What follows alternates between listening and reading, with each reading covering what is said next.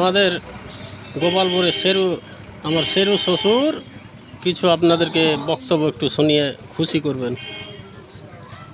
এই গুনাহটার জন্য জাহান্নামে চলে যাবে। বক্তব্য গো, এই যে গুনাহ, তোমার বক্তব্যটা। তাহলে বেটার ওষুধ দিন, ভালো করে কান করে শুনে লাও।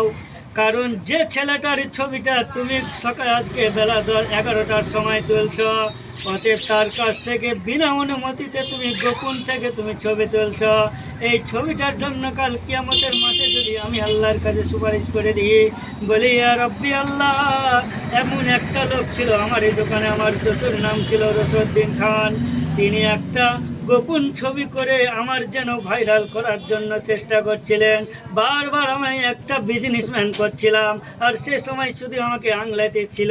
আর হঠাৎ করে তিনি তার পকেট থেকে মোবাইলটা ছবিটা তুলে বাইর করে নেওয়ার পরে আমার ছবিটা তুলে ফেসবুকে ছেড়ে দিয়েছে। কত মানুষ ঘৃণা করেছে, কিংবা কত মানুষ ভালোবেসেছে। অতএব এই জন্য হয়তো তোমাকে জাহান্নামে চলে যেতে হতে পারে, যেহেতু আমার বিনা অনুমতিতে আপনি ছবিটা তুলেছেন।